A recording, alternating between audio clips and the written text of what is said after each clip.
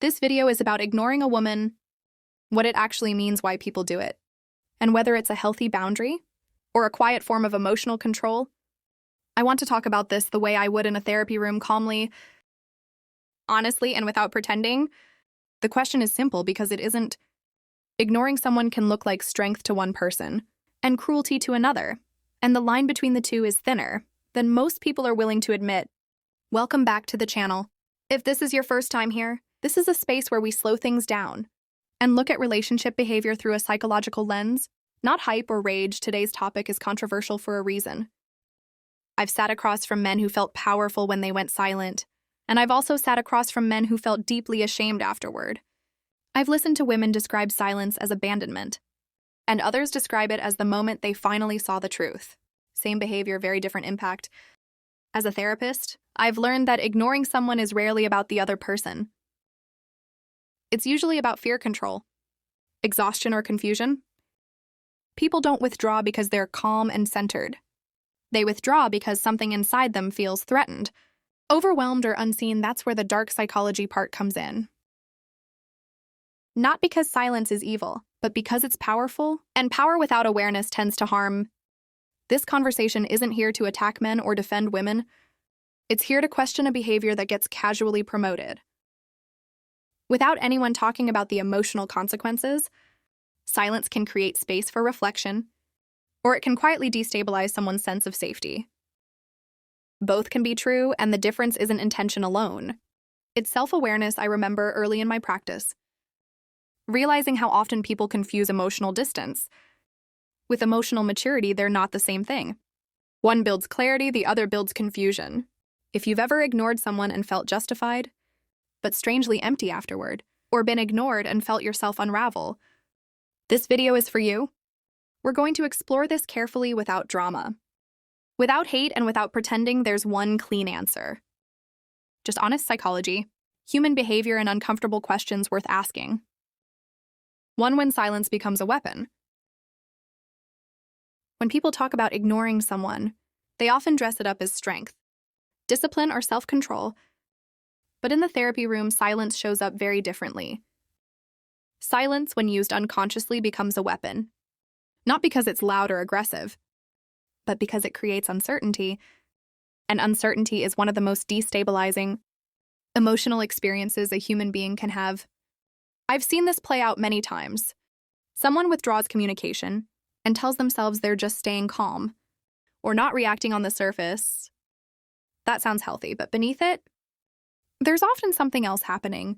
The silence isn't about peace. It's about power. It's about wanting the other person to feel something. Confusion, fear, longing, regret, without ever saying it out loud. That's where things quietly cross a line. Silence becomes a weapon when it's used to control an emotional outcome rather than to protect inner stability.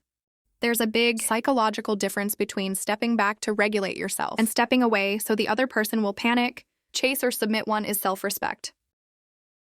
The other is emotional manipulation, even if the person doing it doesn't want to admit that to themselves. What makes this especially dangerous is how socially acceptable it looks.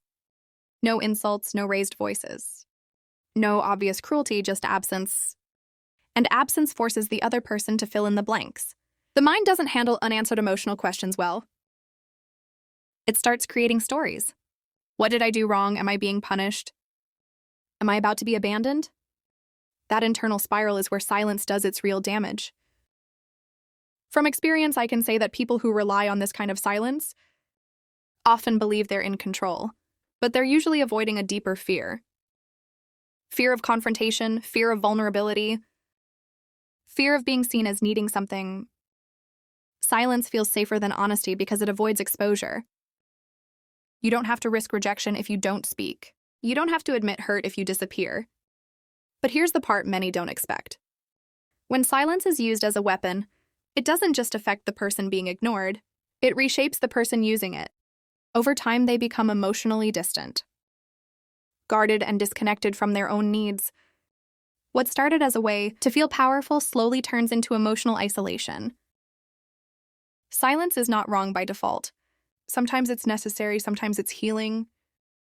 But the moment silence is used to provoke an emotional response, instead of to create clarity, It stops being neutral, it becomes a psychological tool. And every tool has consequences, whether we acknowledge them or not. 2. The difference between space and control. One of the most important distinctions men often miss in relationships is the difference between taking space and exerting control. On the surface, both can look identical. Communication slows down, messages aren't returned. Presence is reduced, but psychologically, they come from very different places, and the outcome they create couldn't be more opposite. Taking space is about regulation. It's what a grounded person does. When emotions are high and clarity is low, the goal isn't to trigger a reaction in the other person, but to steady yourself. In my experience as a therapist, healthy space usually comes with internal honesty. Even if it isn't verbally announced, the person knows why they're stepping back. They're not secretly monitoring how the other person reacts. They're not counting hours or waiting for panic to set in. The nervous system is settling, not strategizing control on the other,